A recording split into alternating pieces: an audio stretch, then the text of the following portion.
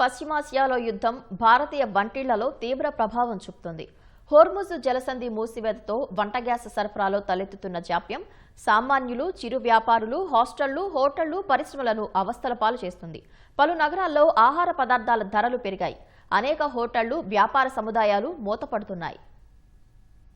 దేశంలో వంట గ్యాస్ కొరత తీవ్రమవుతోంది. పశ్చిమాసియాలో నెలకొన్న ఉద్రిక్త పరిస్థితులు అంతర్జాతీయంగా ఇంధన సరఫరా గొలుసును దెబ్బతీశాయి. హోర్ముజ్ జలసంధి గుండా నౌకల రాకపోకలు నిలిచిపోగా దేశానికి అందాల్సిన గ్యాస్ సరఫరాలో సింహభాగం కోతపడింది. ఈ నేపథ్యంలో పట్టణ ప్రాంతాలు ఎల్పీజీ సిలిండర్ల కొరత ఎదుర్కొంటున్నాయి.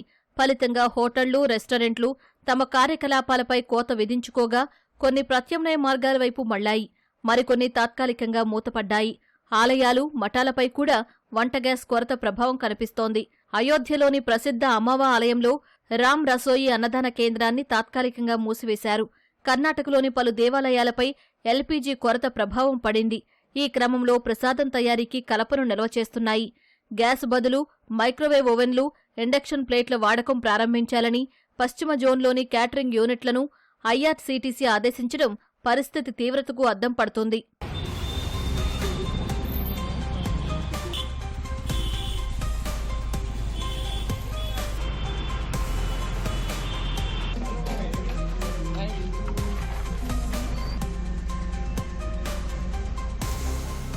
తమిళనాడు రాజధాని చెన్నైలో పరిస్థితి ఆందోళనకరంగా మారింది.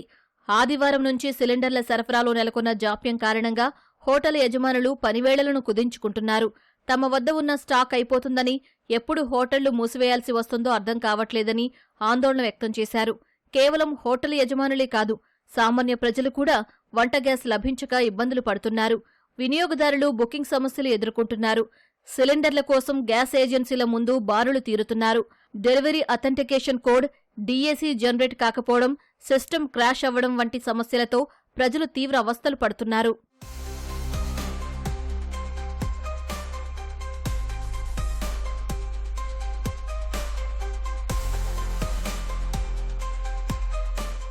ముంబై, జైసల్మేర్, దెహ్రాదూన్ వంటి పర్యాటక నగరాల్లోనూ ఇదే పరిస్థితి నెలకొంది. ముంబైలో హోటల్ యజమానులు గ్యాస్కు ప్రత్యామ్నాయంగా ఎలక్ట్రిక్ స్టవ్లను ఆశ్రయిస్తున్నారు. అయితే భారీ స్థాయిలో వంటలు చేయడానికి ఇవి సరిపోవని వారు వాపోతున్నారు. ఎలక్ట్రిక్ స్టవ్లపై కేవలం వేడి మాత్రమే చేయగలమని, భారీ వంటలు వండడం అసాధ్యమని ఆవేదన వ్యక్తం చేస్తున్నారు. కొన్ని ప్రాంతాల్లోని హోటళ్లు తిరిగి పాత పద్ధతిలో కట్టెల పొయ్యిలు, బొగ్గును వాడటం మొదలుపెట్టాయి. పంజాబ్ జలంధర్లోని హ్యాండ్ టూల్స్ పరిశ్రమ గ్యాస్ కొరతతో కుదేలవుతోంది. ఎగుమతులు నిలిచిపోతే భారీ నష్టం వాటిల్లుతుందని పారిశ్రామికవేత్తలు ఆందోళన వ్యక్తం చేస్తున్నారు. వంట గ్యాస్ సరఫరాలో తలెత్తిన ఇబ్బంది చిరు వ్యాపారులకు శరాఘాతంగా మారింది. ఆహార ఉత్పత్తులకు చెందిన దుకాణాలు గ్యాస్ కొరతతో మూతపడుతున్నాయి.